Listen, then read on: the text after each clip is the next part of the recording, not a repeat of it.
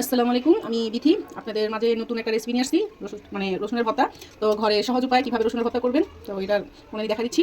তো ফার্স্টে রসুন, তারপরে পেঁয়াজ, শুকনা মরিচ আর ধনে পাতা। ঠিক আছে? তো তেলটা গরম হয়ে গেছে।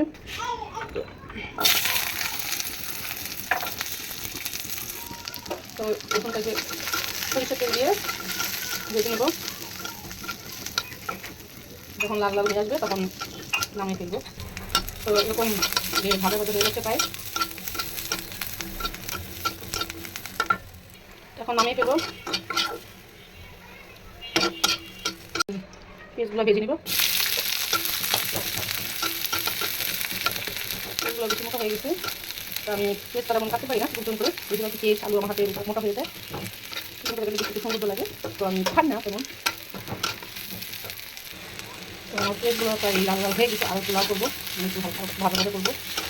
আমি তেমন পেঁয়াজ কাটা আমার হয়নি, পেঁয়াজটার প্রচুর ভর, তো চোখটা পানি পড়ে চলে এসে তো যেন পেঁয়াজগুলো কাটতে পারিনি। আপনারা আবার ভাজে কমেন্ট করেন না, তো চেষ্টা করবো একটু ভালো করার জন্য।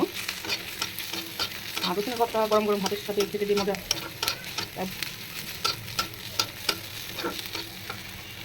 তো এখন নামিয়ে ফেলবো, আর ভাজা দোকানে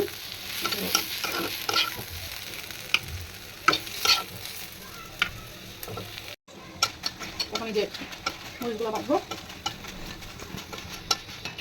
তো যে ভাজা হয়ে গেছে, আমি এখন উঠাই ফেলবো, চুলাটা নিয়ে দেবো, শেষ আমার কাজ।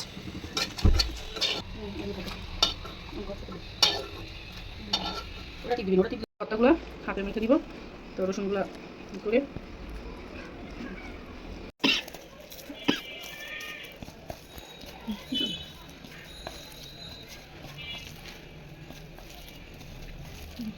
এই যে আমার রসুনের ভর্তা হয়ে গেছে। আপনারা পারলে বাসায় একটু ট্রাই করবেন, গরম গরম ভাতের সাথে রসুনের ভর্তা খুব মজা লাগবে, খেয়ে দেখতে পারেন আজকের জন্য। এই যে গরম গরম ভাতের সাথে রসুনের ভর্তা আপনারা বাসায় ট্রাই করবেন। তো বেশি বেশি লাইক কমেন্ট করবেন, আর আমার জন্য দোয়া করবেন আমি যে ভালো ভালো রেসিপি নিয়ে আসতে পারি। তো আজকের জন্য এতটুকু, আল্লাহ হাফেজ।